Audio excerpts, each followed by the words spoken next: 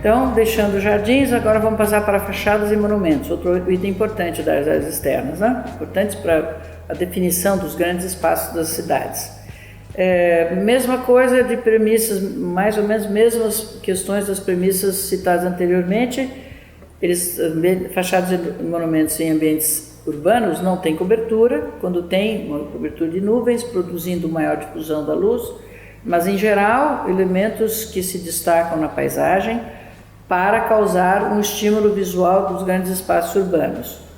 As impressões, por não existir cobertura, são tendentes à cenografia, a coisas um pouco mais dramáticas, né?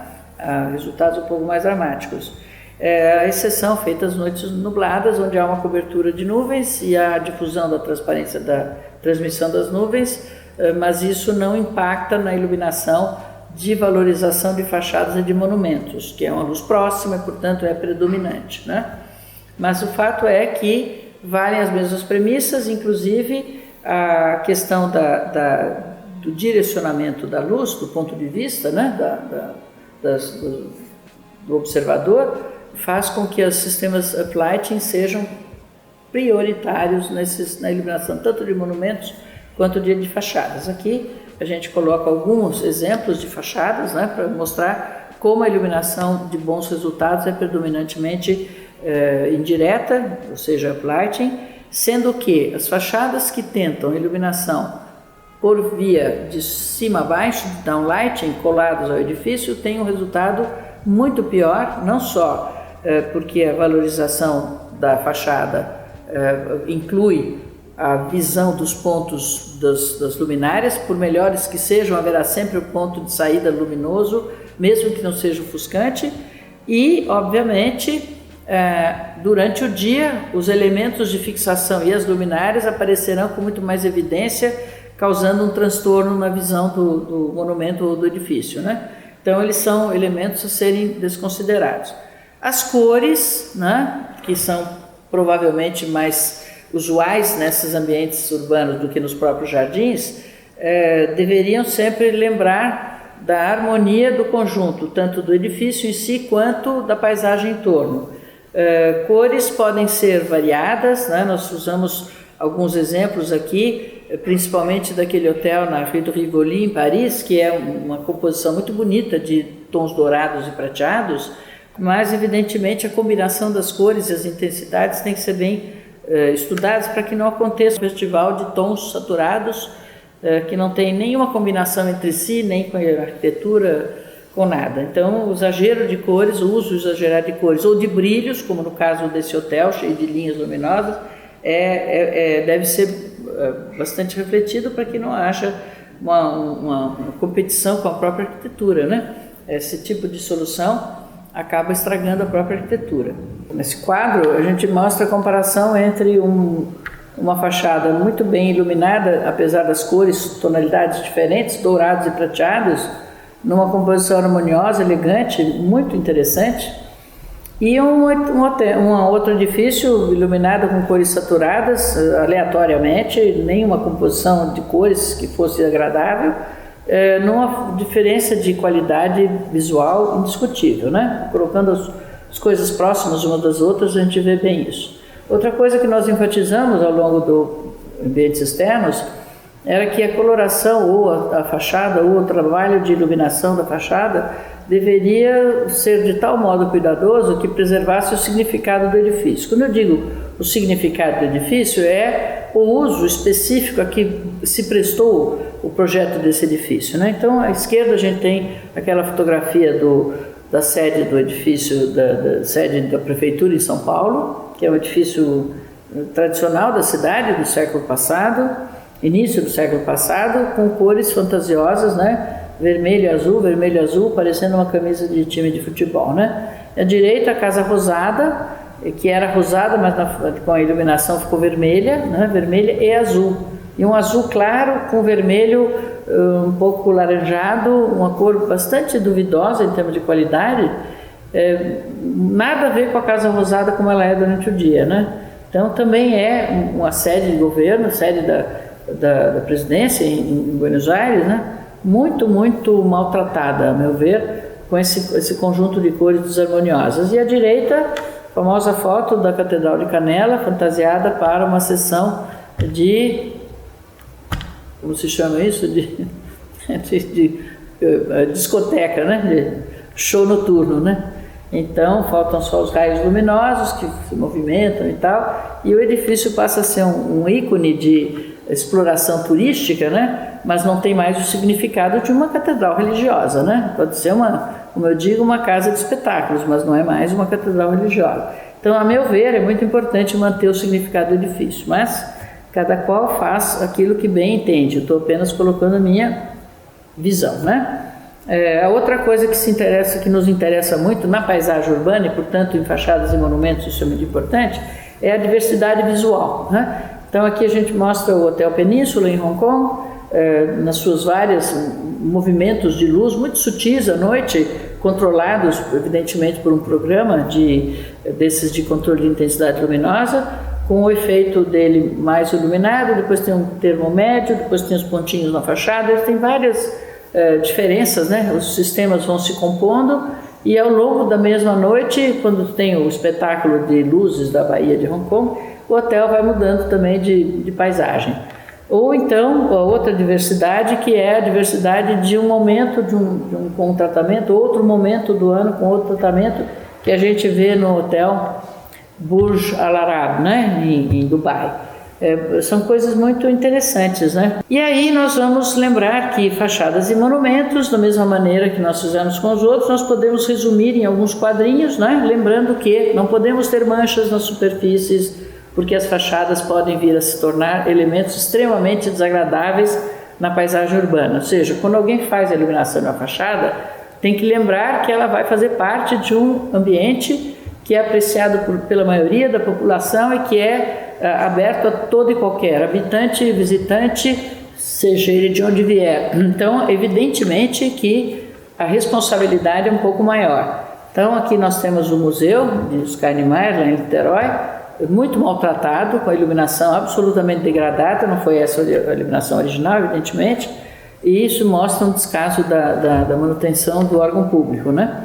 À direita, um edifício na marginal da cidade de São Paulo, nas Nações Unidas, edifício de uma companhia seguradora que muda de cor e que é todo manchado e que tem agulhas fincadas nele, né? Ao longo do dia a gente pode ver como vê abaixo, né? Luminárias aparentes, como eu digo, a fachada tem que ser de tal modo iluminada que a gente veja a luz, mas não veja as luminárias, né?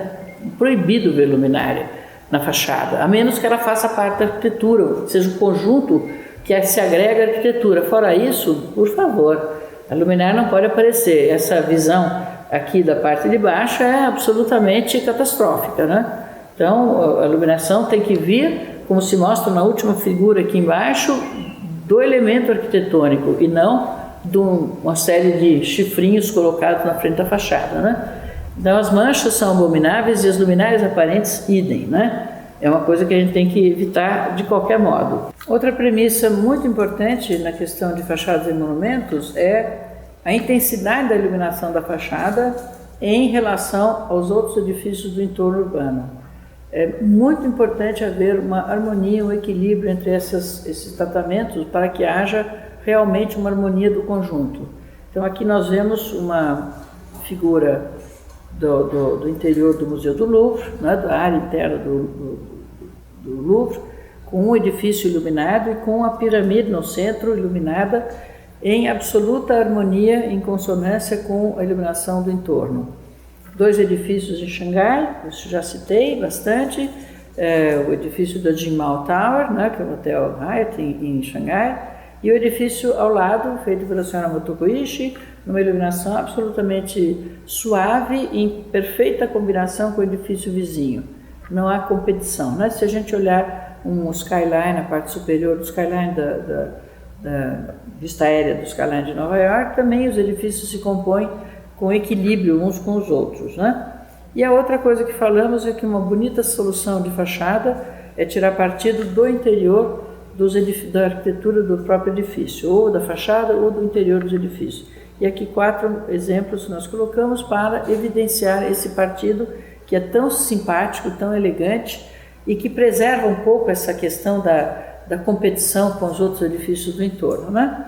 4 exemplos muito elegantes, um da fachada, o outro do interior, um bloco azul com uma entrada em vermelho, muito interessante. Esse segundo edifício tem uma proposta muito bonita, né, de desenho de fachada, com os quadradinhos, é bem como se fosse um cubo, um elemento, um paralelepípedo de seção quadrada, muito bem iluminado nas 4 fachadas.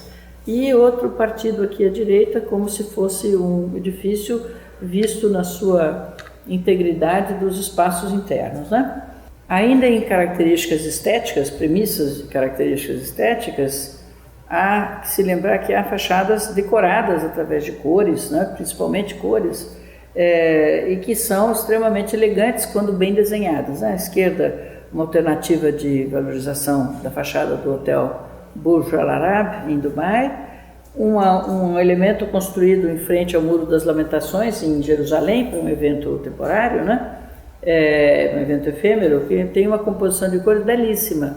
Tão delicada a composição das cores, quanto é delicada a construção do próprio elemento, né? Então, é muito, muito bonito o exemplo de aplicação de cor de forma elegante e harmoniosa.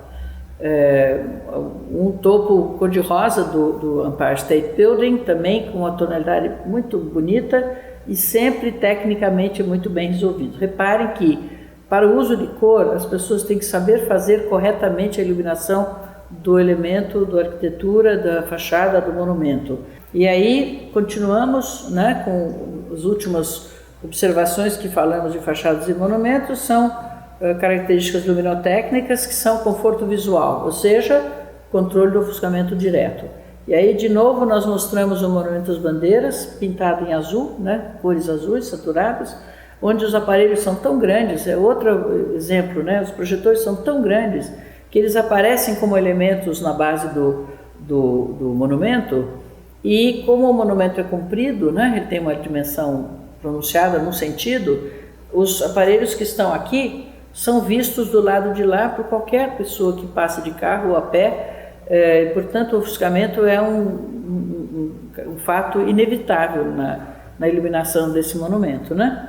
E aí a iluminação pública com luminárias sempre ofuscantes, que é uma característica nas nossas cidades, e as iluminações de fachadas de cima para baixo, onde a gente percebe o facho direto da luminária, que são extremamente desconfortáveis e desagradáveis, né? E a outra coisa é que muitas vezes as pessoas podem até usar um facho mais adequado, mas não sabem posicioná-lo na fachada, e acaba que a iluminação não só ilumina a fachada do edifício, mas ilumina o entorno todo também. Então a gente vê pela iluminação farta desse primeiro edifício quanto o facho é aberto desnecessariamente, que o que se deseja iluminar é a fachada do edifício. Aqui no teatro no Parque de Ibirapuera, a gente pode ver que a cobertura, a marquise da porta principal de entrada está sendo iluminada pelo mesmo projetor que ilumina a fachada inclinada do edifício, e a luz deveria ser rasante e baixa e ter um outro projetor para a marquise, mas aqui é o mesmo projetor que faz esse serviço, então ele é exageradamente aberto. Última figura, temos a igrejinha da Pampulha, que tem os fachos muito bem aplicados às superfícies que se desejava iluminar. Então reparem a diferença entre o quadro anterior e o quadro da Igreja da Pampulha, onde há uma clara definição de um elemento difusor no piso, iluminando a parte de baixo da marquise e só essa marquise, e depois à direita toda a parte externa da abóbada da igreja, iluminada com seus fachos rasantes, como deve ser, né? E aqui os fachos abertos para todo lado, na foto anterior, obviamente jogando luz ao espaço, luz que não se desejava jogar de forma alguma em desperdício, né? Como um desperdício. Então, uma boa iluminação bem dirigida, como no caso da Pampulha, e uma sobra luminosa, desperdício de luz na foto anterior. Isso é muito interessante observar. Lembrando ainda que nós falamos muito sobre os ícones urbanos, né? Os ícones dos espaços urbanos são os elementos importantes da paisagem, os landmarks da cidade, né? Então todos eles merecem sim iluminação especial, inclusive com maior intensidade. Essa sim podem ter esses ícones, podem ter intensidade maior, porque eles são elementos de referência do espaço. Então nós colocamos alguns exemplos, inclusive o monumento, a estátua do Cristo Redentor, né? E abaixo outros elementos importantes, como a roda gigante na cidade de Londres e a mesquita de Abu Dhabi em Abu Dhabi, né? Aqui a gente encerra esse capítulo, esse pedaço de fachadas e monumentos, colocando aquele comparativo que nós fizemos entre as diferentes variedades de cores da iluminação do Cristo Redentor, lembrando que a gente costuma falar sobre o significado do edifício, né? Bem ou mal, a estátua do Cristo Redentor não é um ícone religioso, porque não faz parte da igreja, por assim dizer, mas ele é um elemento de cunho religioso. Portanto, o festival de cores, né, da discoteca não precisaria ser utilizado numa estátua que tem essa referência, né? Então eu coloco duas imagens acima que eu considero inadequadas e duas abaixo que são um tratamento muito elegante para a estátua, visto que ela é um elemento muito bonito na paisagem do Rio e ela tem um significado muito importante para a cidade e também como elemento religioso, né? Então nós encerramos assim os fachadas e monumentos. Vamos falar muito rapidamente de viadutos e pontes. Viadutos e pontes são elementos muito importantes na paisagem das cidades, né? Principalmente que eles se encontram em áreas extensas, né, de perspectivas amplas, e portanto eles têm uma importância muito grande na paisagem como elementos de riqueza visual. Aqui a gente vê uma foto da ponte de Sydney, na sua composição original, né? A estrutura agora feita em LEDs, muito melhor qualidade, né? Com um tom pronunciado, que se combina muito bem com a tonalidade laranja original dos pilones de início da estrutura metálica, né? Muito bonita a composição e muito significativa, porque num local importantíssimo para a paisagem geral da cidade de Sydney, né? Aqui uma ponte, uma outra ponte com tratamento de água ao lado, com cores variadas, né? Eu preferiria talvez uma cor única, mas de qualquer modo é um elemento de interesse visual na paisagem urbana. E aqui uma outra ponte iluminada, uma ponte histórica, né? Iluminada de modo a valorizar as arcadas da ponte, mostrando como é importante e como é significativo e é estimulante para a paisagem da cidade o tratamento da iluminação desses elementos. Então entramos no último item dos ambientes externos, que são espaços públicos, um tema bem amplo, né? Nós já falamos exaustivamente sobre ele. Lembrando, espaços públicos são todos os espaços que ficam sobrando entre os edifícios, né? Todas as edificações, monumentos e todos os objetos urbanos, tudo aquilo que sobra entre eles são os espaços públicos.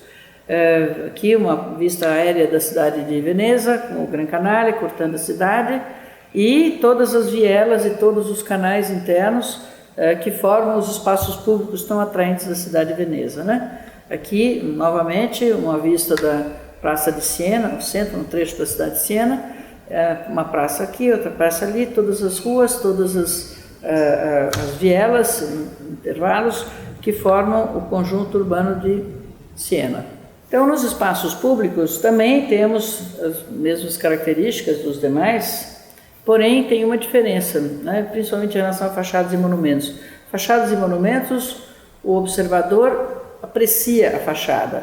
O observador, no caso dos espaços públicos, vivencia o espaço, ele faz parte do espaço. Então, essa é a grande diferença e, como características principais, a priorização da evidência da valorização da paisagem é um item, não tanto como em fachadas e monumentos, mas é importante, e o conforto visual, obviamente, prioritário como sempre, né? A tentativa de fazer os cenários interessantes envolve um investimento do poder público para que as coisas sejam realmente tratadas em harmonia, numa mesma linguagem para toda a cidade, etc. Isso acontece muito pouco nas nossas cidades, né? Também mundo afora, não é tão simples assim encontrar cidades que sejam remodeladas de uma vez só, como foi Paris, algumas vezes foi também Londres, outras cidades que se reurbanizam de maneira intensa, né? Para uma renovação realmente marcante. Mas aqui no Brasil isso acontece muito poucas vezes, né? Então, nós podemos dizer que os assuntos que nós vamos tratar que nós tratamos anteriormente foram circulações de pedestres e de carros, né? Vielas, calçadas, calçadões, e os carros são as ruas, as grandes avenidas, né? Falamos também de túneis, falamos de praças e áreas abertas, falamos de pontos focais que são interessantes na paisagem urbana, os chafarizes, nas fontes de uma maneira geral, monumentos, esculturas, etc. Depois falamos de alguns parques apenas para falar algumas coisas mais polêmicas sobre alguns deles, né? E os grandes espaços urbanos com uma passagem geral de como são bem tratados os edifícios que têm riqueza em grandes espaços urbanos, né? Como são importantes essas cidades. As vielas, que são passagens muito estreitas, que na Europa acontecem muito, porque são cidades geralmente antigas, em que a iluminação pública é feita através de lampiões ou pequenos lampadários aplicados às fachadas, visto que as ruas são bem estreitas, né? Então, é uma iluminação extremamente rica do ponto de vista da diversidade, porque elas não são regulares, às vezes mais altas, às vezes mais baixas, às vezes mais repetitivas, às vezes mais afastadas, com luminárias um pouco diferentes, mas em geral difusas, né? Para aproveitamento maior da luz, né? Aqui a viela do Arco do Teles, no Rio, com uma iluminação que eu aprecio muito, são esses arcos de fachada a fachada de um lado ao outro da viela, com a luminária pública pendente, né? Uma luminária tipo um lampião de luz difusa, né? Luz difusa, muito elegante, muito simpática, pouca luz, poucas luminárias, um espaço preservado de postes, aqui porque realmente os elementos verticais numa passagem estreita seriam um impedimento para os pedestres que usam as calçadas, né? As calçadas são muito estreitas, enfim, muito elegante essa solução. As calçadas, de uma maneira geral, deveriam ser iluminadas, como a gente falou anteriormente, pelo próprio elemento da via, né? Mas, infelizmente, algumas vezes as calçadas, como são largas, infelizmente as luminárias têm que ser acrescidas e são sempre luminárias extremamente ofuscantes, como a gente vê, em algumas vezes a gente mostrou essas fotos, né? Muito frequentemente a luminária secundária é ofuscante e não atende essa regularidade que a gente precisa para a calçada por causa que a altura é menor, né?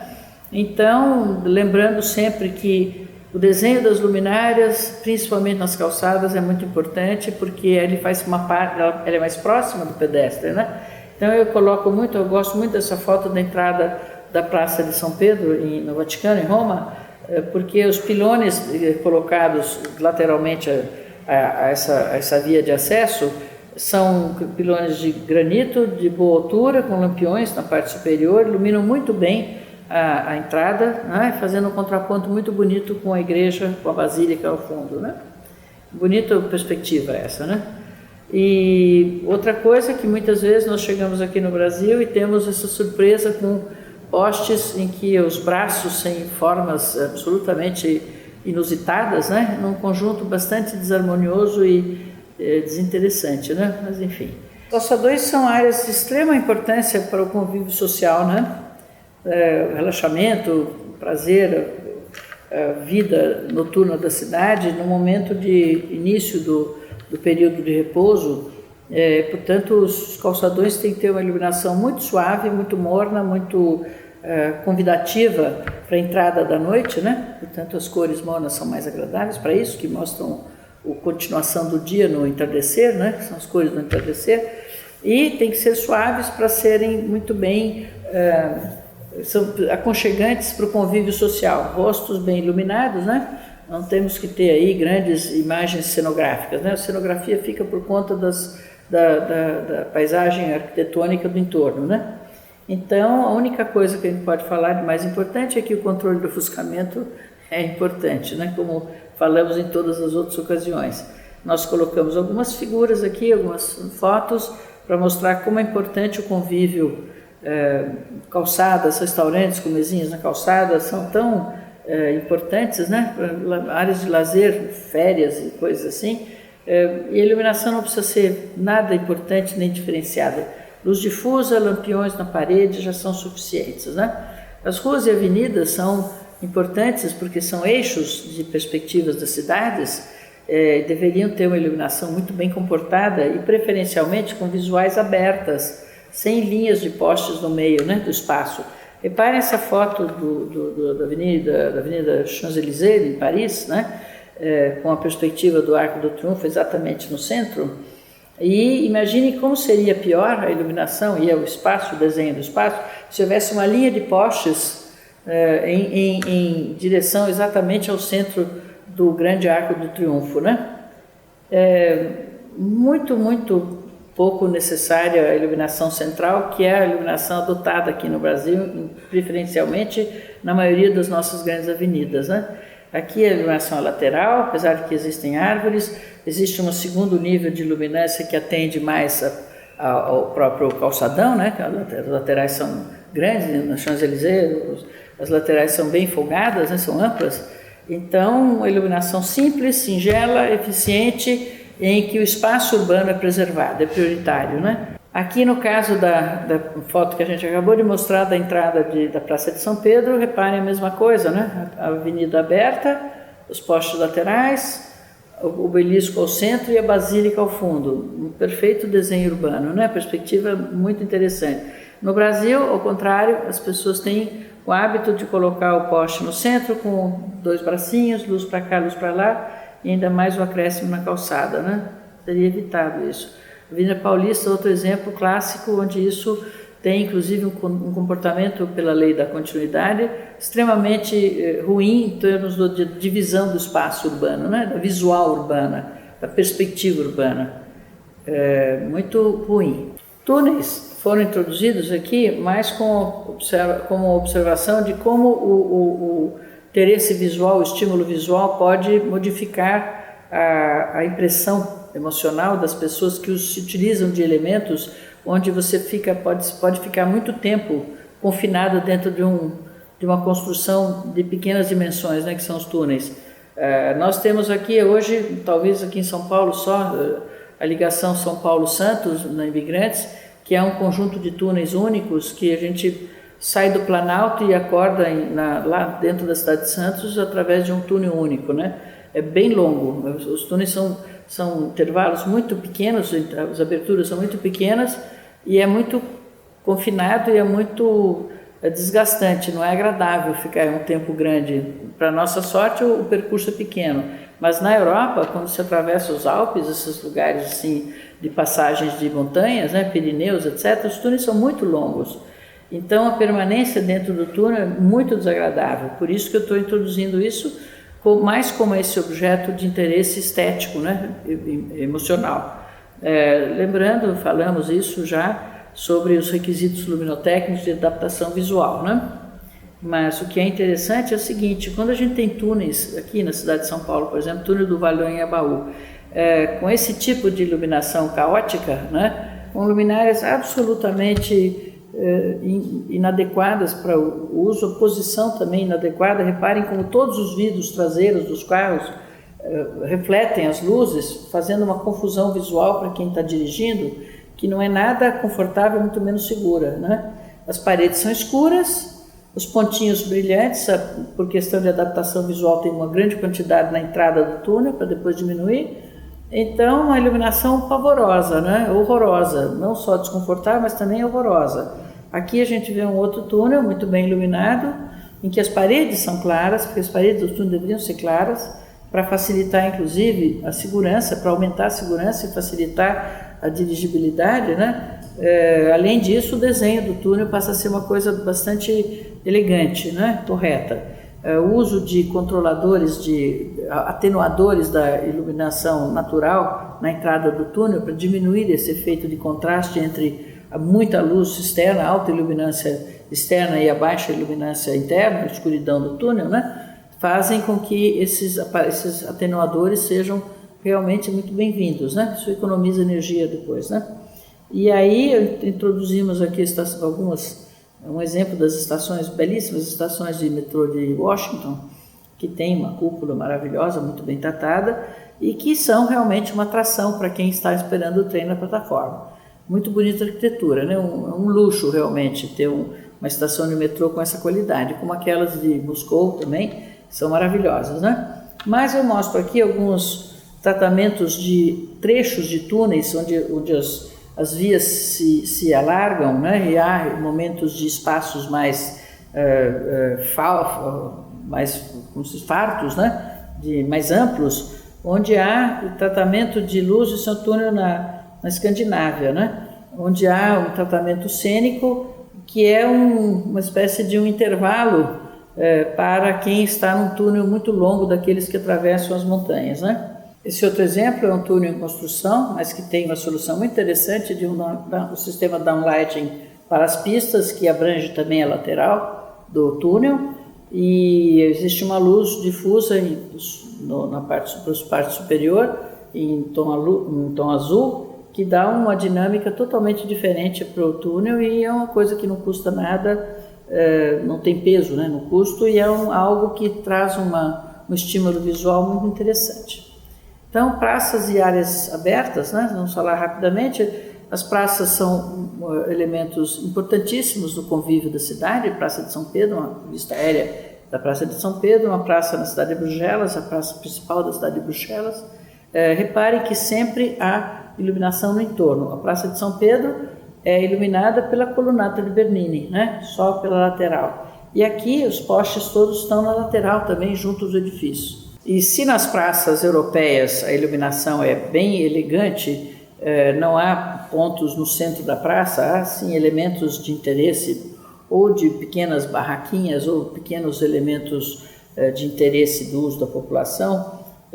Aqui no Brasil, ao contrário, as praças são plantio de postes, né? Um plantio regular de postes em luminárias de altura mediana, com fontes muito ofuscantes, fazendo um resultado geral feio do ponto de vista dos elementos verticais excessivos, que aí sim o poste é um elemento desconfortável e inadequado, numa altura absolutamente pequena para o que é. Se nós usássemos postes um pouco maiores, a abrangência seria muito maior e o número de postes seria muito menor, né?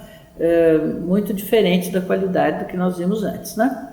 Mas isso é só para lembrar que há uma diferença grande quando se pensa na praça como uma praça, elemento de congregação do convívio social, e quando não se pensa na praça, pensa na entrega da obra para encerramento do contrato e faturamento, né? Aí elementos de desenho como chafarizes, que são importantíssimos do ponto de vista da referência urbana, mostrando como os chafarizes podem ser um elemento interessante, né? Chafarizes bem desenhados, não são quaisquer desenhos e quaisquer chafarizes, né? E às vezes a gente pode ter objetos muito bonitos do ponto de vista do bom desenho, né? Da arte, como esses aqui no Japão, feitos pela senhora Motoko Ishii. Cito muito a senhora Motoko Ishii, mas ela é uma grande designer, por isso que eu cito, porque eu gosto muito do trabalho dela. Agora eu vou falar de parques, que são realmente áreas pulmões das cidades, né? Vou mostrar novamente, rapidamente, a cidade de São Paulo, para mostrar que nós temos elementos muito bonitos de dia, como esse conjunto de árvores muito bem iluminadas pela luz natural, um conjunto bastante cênico, dramático até, né? E à noite, somente no Natal, nós temos um tratamento que é até simpático, bonito. Quando a gente passa em torno do Parque do Ibirapuera, a gente consegue ver aquele conjunto luminoso prateado dentro das árvores, né? Mas fora isso, o parque é absolutamente escuro. Então, do Parque Ibirapuera, a gente vai passar para o Parque do Aterro do Flamengo, que se chama Parque Brigadeiro Eduardo Gomes, mas todo mundo chama de Aterro do Flamengo, né? Na verdade é o Parque do Flamengo ou Parque Brigadeiro Eduardo Gomes. Bonito projeto da época do governador Carlos Lacerda, projeto do arquiteto Afonso Eduardo Ride, paisagismo de Roberto Burle Marx, né? Parque esse que teve a iluminação do pioneiro artista da iluminação, Richard Kelly, arquiteto, lighting designer americano, foi chamado para dar uma solução diferenciada ao parque, que tinha logicamente uma grande extensão, tinha muitas avenidas cruzando o parque, né? De maneira que não houvesse a impressão de um paliteiro de postes, né?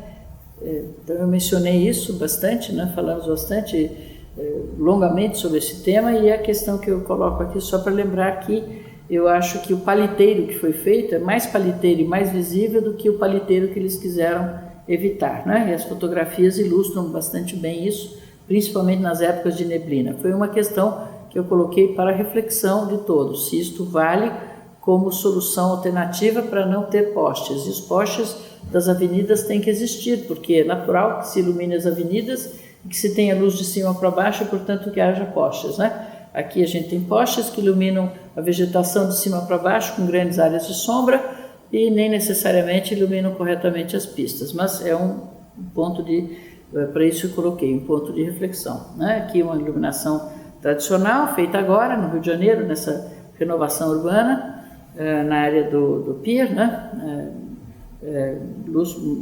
Postes muito bem desenhados, luminárias muito bem desenhadas, muito eficientes, iluminação correta, sem nenhuma invenção, né? Depois fizemos menção também a Central Park, que tem o mesmo tipo de solução simples, de postinhos baixos, né? Uma área tão importante na cidade de Nova York, que tem uma iluminação absolutamente despretensiosa por postinhos de iluminação difusa, que iluminam muito bem a cidade.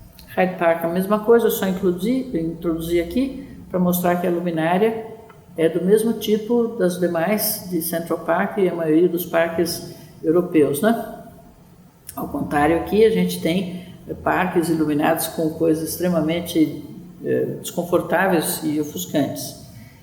Os grandes espaços urbanos a gente introduziu no final apenas para mostrar que as cidades que têm grandes espaços ou grandes conjuntos urbanos, como Veneza, aqui, Praça de São Marcos, iluminada convenientemente, lateralmente, pelas fachadas, sem nenhum poste na área central. Alguns dias em Veneza, nas quintas-feiras, não me lembro, tem conjuntos de música de câmara tocando aqui, um aqui, outro ali, muito festivo, muito interessante, estimulante do ponto de vista do convívio, muito bonito o lugar, iluminação pela fachada. E olha que a praça é enorme, né? Então, não há se dizer que não se pode iluminar dessa forma. Pode-se sim, principalmente em ambientes onde não há insegurança e violência urbana, né? Aqui, os canais como iluminados, também como as vielas, as vias internas do Central Park e Hyde Park, mas muito, muito singelamente iluminadas, né? E muito pitoresco, muito romântico, uma iluminação totalmente despretensiosa, nada tecnológica, né? E falando então da cidade que talvez seja o número 1 em termos de espaços urbanos, que é a cidade de Paris, e que foi outrora, né, no início do século XIX, século XX, século XIX, desculpem, uma cidade de habitações absolutamente, paisagem urbana totalmente degradada, cheia de favelas, edificações extremamente pobres. Houve uma renovação enorme, a exemplo do que o imperador, que era o sobrinho de Napoleão naquela época, né? Napoleão III, viu em Londres, se apaixonou pela reforma. Vamos fazer isso em Paris, chamou o senhor Eugène Haussmann para fazer a reurbanização, e aí nós tivemos essa maravilhosa cidade cheia de conjuntos urbanos absolutamente magníficos, né? Todo o eixo do Museu do Louvre em direção ao Arco do Triunfo e a avenida que se liga ao conjunto lá do Champ de Mars, a tumba de Napoleão, né, as Invalides, Torre Eiffel, etc. Todo esse conjunto é uma coisa maravilhosa do ponto de vista urbano, né?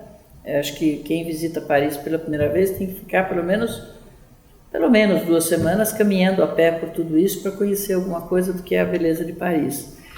Infelizmente nós não temos isso, nem temos chance de ter, por conta dos custos, etc., que nós não podemos chegar nisso, nem precisamos.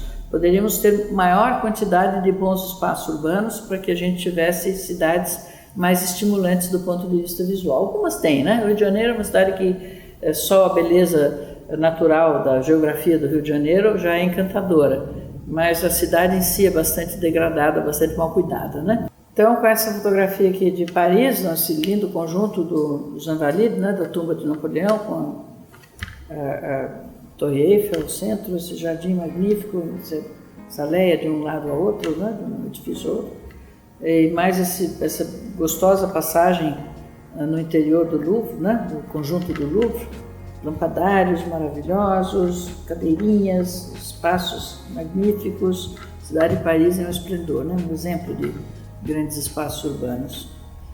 Aí vamos falar só de alguns detalhes, né, de como as chafarizes e pontes e fontes são importantes, né, e como essas aleias ao longo dos rios, com belíssimos lampadários, como a gente vê aqui, são locais importantes das cidades, né?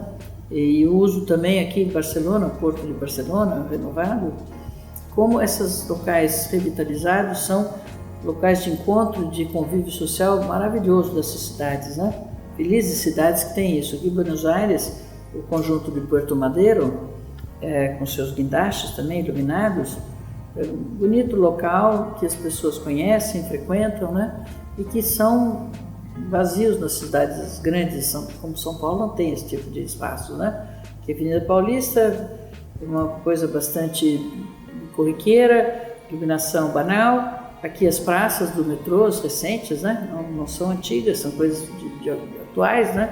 Uma pobreza urbana enorme, uma pobreza visual, de paisagem, de tudo, sendo que nós temos características tropicais, poderíamos ter jardins belíssimos no meio disso, né? E aqui só para lembrar que nem tudo está perdido, o Rio de Janeiro acabou de fazer uma renovação muito interessante e 2 edifícios muito significativos, né? O Museu do Amanhã, Calatrava, com a iluminação da nossa amiga Mônica, e o Museu do Mar, o Carlinhos Fortes, Gilberto Franco, um belíssimo exemplo também de boa iluminação e de um pouco mais de vivacidade para os espaços urbanos aqui no Brasil, né? Bons exemplos no Brasil também temos, não são muitos, mas também temos. Com isso nós encerramos o 3º capítulo de ambientes, né? Luz, visão, ambientes internos e externos. Acabamos de fazer o resumo dos ambientes externos.